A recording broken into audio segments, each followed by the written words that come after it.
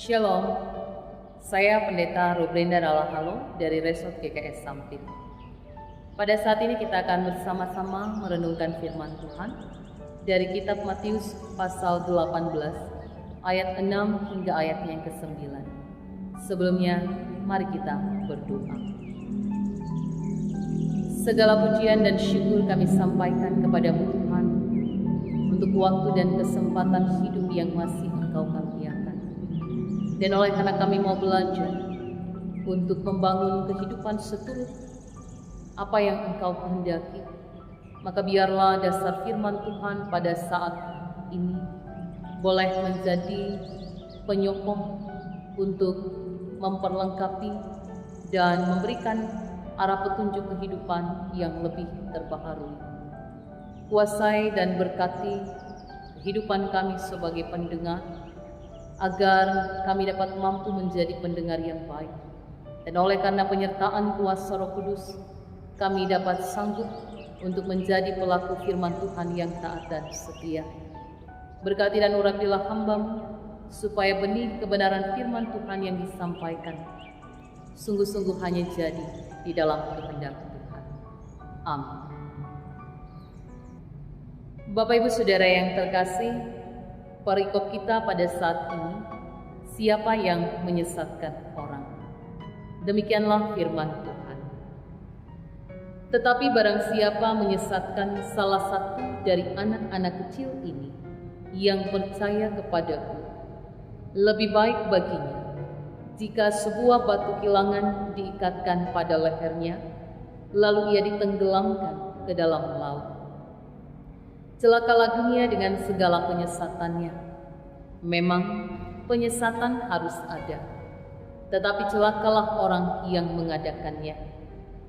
Jika tanganmu atau kakimu menyesatkan engkau, penggalah dan buanglah itu, karena lebih baik bagimu masuk ke dalam hidup dengan tangan kudung atau timpang, daripada dengan utuh kedua tangan dan kedua kakimu dicampakkan ke dalam api kekal.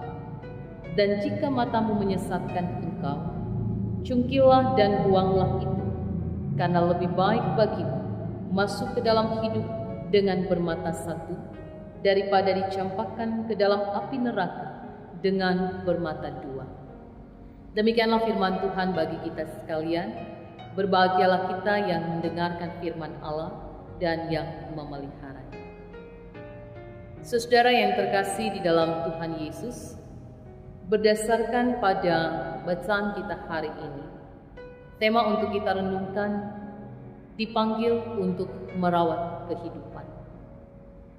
Mengutip apa yang disampaikan oleh Emmanuel Levinas dalam sebuah tesis, ia menyatakan bahwa berhadapan dengan orang lain, kita selalu sudah terikat tanggung jawab atasnya.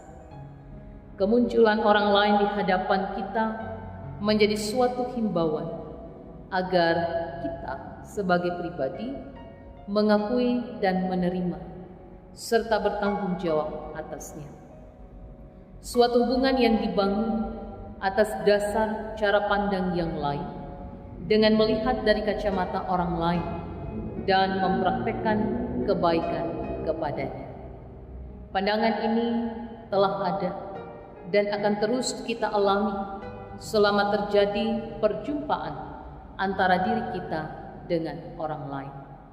Saudara-saudara yang terkasih di dalam Tuhan, dalam konteks perjumpaan inilah, sebagaimana yang disampaikan oleh Yesus melalui bacaan kita hari ini, juga mengajak kita untuk menyadari bahwa perjumpaan dengan orang lain seharusnya menjadi ruang pewartaan kasih dan kebaikan Allah.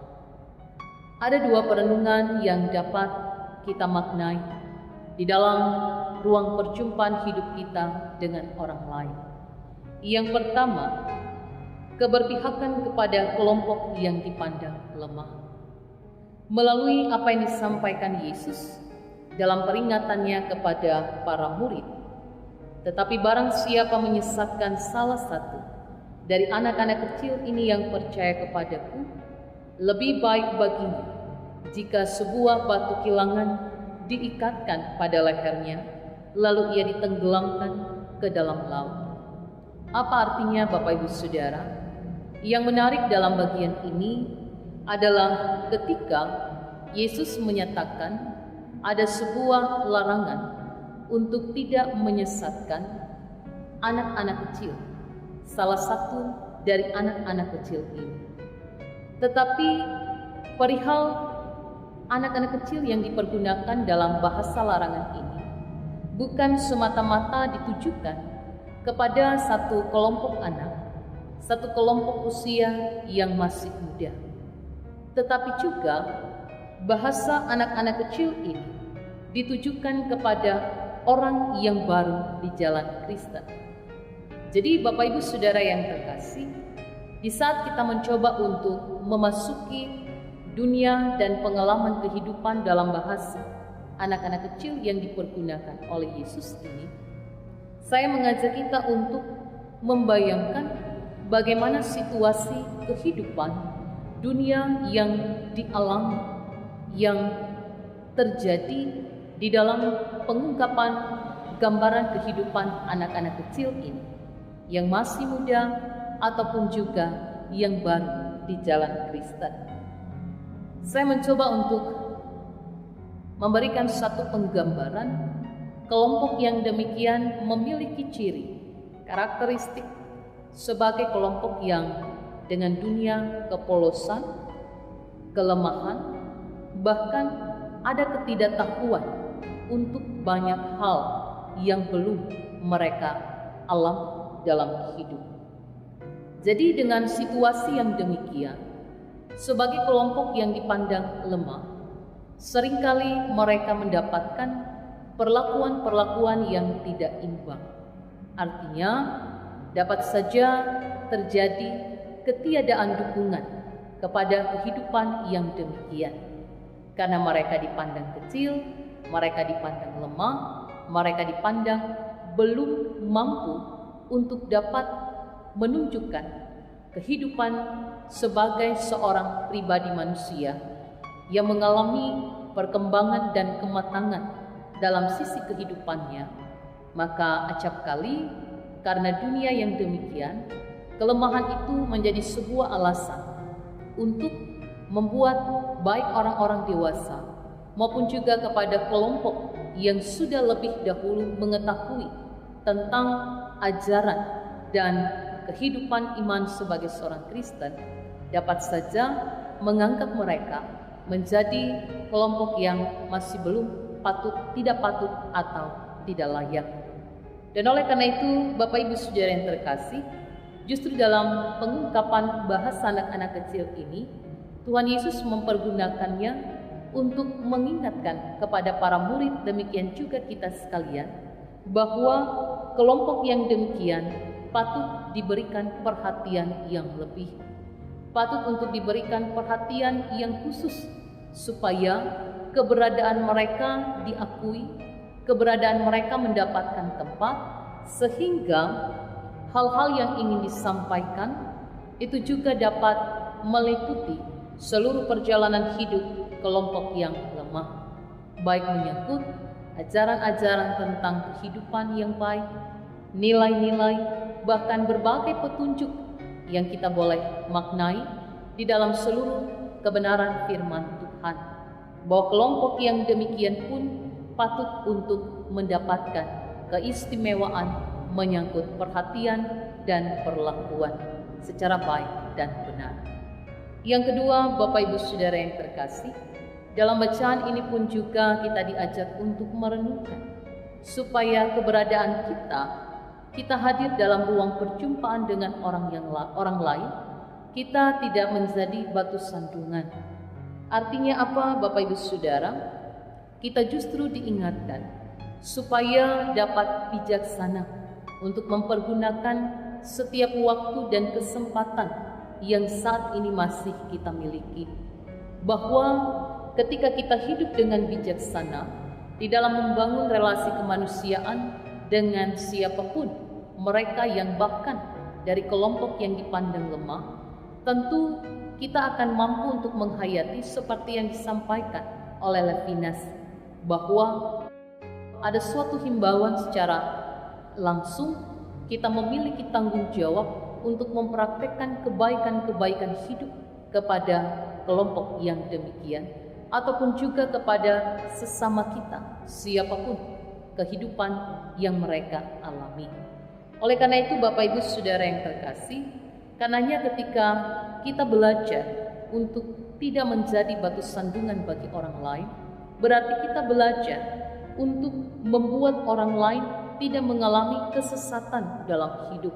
Bahwa memang benar penyesatan harus ada seperti yang dikatakan oleh Yesus, tetapi jangan disebabkan oleh keberadaan kita sebagai murid Tuhan untuk mendatangkan penyesatan-penyesatan menyangkut perkataan, sikap, perbuatan, arah-arah kehidupan kepada orang-orang yang memang sangat membutuhkan bagaimana suatu petunjuk hidup yang baik dan benar.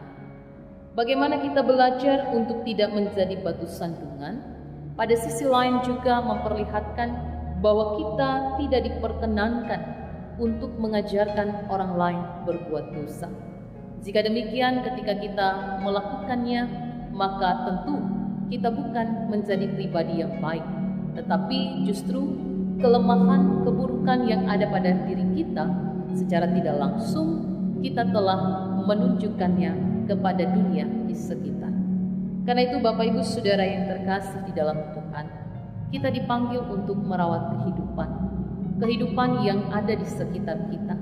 Kehidupan tidak memandang keberadaan diri yang berbeda dari kehidupan kita. Kehidupan yang di dalamnya membutuhkan perhatian-perhatian, dukungan-dukungan, bahkan setiap harapan-harapan yang semakin membangun dan membangkitkan sebuah kehidupan yang terjadi terutama kepada kelompok yang lemah, agar mereka boleh memiliki keterarahan hidup yang lebih baik. Karenanya mari pada hari ini, ketika kita bersama-sama pada tersisa waktu hari esok, kita akan meninggalkan bulan ke-9 di tahun 2021. Kita merenungkan kembali perjalanan hidup kita. Bagaimana kita telah merawat kehidupan orang-orang yang ada di sekitar kita, anak-anak kita, kehidupan mereka yang lemah di dalam berbagai situasi hidup yang terjadi. Bagaimana kita dipanggil untuk mendatangkan segala yang baik bagi orang-orang yang baru untuk kali pertama belajar semakin mengenal apa dan bagaimana kehidupan Kristiani. Oleh karenanya, merawat kehidupan adalah tugas kita sebagai seorang murid. Karena itulah yang menjadi panggilan. Jika kita merasa kita tidak mampu secara sempurna untuk melakukannya, maka mari kita tetap selalu belajar untuk memohon pertolongan Roh Kudus, agar ketidakmampuan kita dengan pertolongan Tuhan, kita mampu dan sanggup untuk menjadi berkat. Selamat merawat kehidupan, yakin dan percaya dari satu kehidupan yang kita boleh perhatikan, pedulikan, akan menghasilkan kehidupan-kehidupan yang baru, yang kita yakini juga mendatangkan kemuliaan Tuhan, dan dengan cara demikian kita pun menyambut Tuhan dalam kehidupan kita. Tuhan Yesus memberkati. Amin. Mari Bapak Ibu Saudara, kita berdoa syukur bersama atas kebenaran firman Tuhan yang kita boleh dengarkan. Kami bersyukur kepadamu ya Tuhan Allah Bapa di sorga. Terima kasih untuk kebenaran firman. Biarlah kami boleh dimampukan untuk menjadi pelaku firman Tuhan yang taat dan setia. Bimbinglah kami dengan Roh Kudus, agar dalam kehidupan kami mampu untuk merawat kehidupan setiap orang yang ada di dalam hidup kami. Apakah mereka yang dipandang lemah, mereka yang terjauh, mereka yang betul-betul membutuhkan pertolongan. Biarlah kuasa memampukan kehidupan kami. Kami menyerahkan seluruh perjalanan hidup kami di saat kami akan kembali di dalam menjalani aktivitas kehidupan yang kami akan lalui.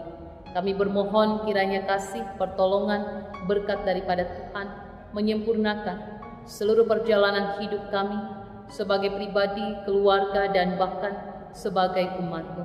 Kami tetap memohon pemulihan daripada-Mu ya Tuhan atas kehidupan dunia ini, bangsa dan negara kami, agar kami boleh dapat mampu bersama-sama menghadapi pandemi COVID-19 dan dengan cara dan pertolongan Tuhan, kami dapat mampu melaluinya dengan tetap diberikan kemampuan, kekuatan, kesehatan yang baik, bahkan hikmat, agar supaya kami boleh dapat membawa diri di dalam berbagai aktivitas kehidupan kami tetap dapat mengingat hal-hal yang patut untuk kami lakukan.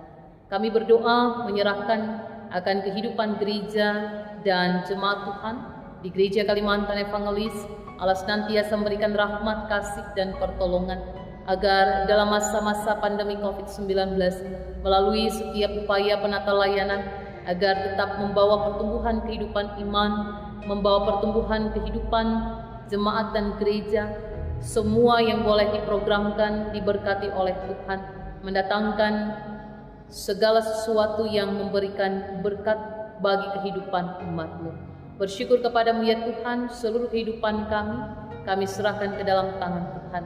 Ampun salah dan dosa yang kami perbuat, layakkanlah kami untuk hidup boleh semakin menjadi lebih berkenan kepada Engkau.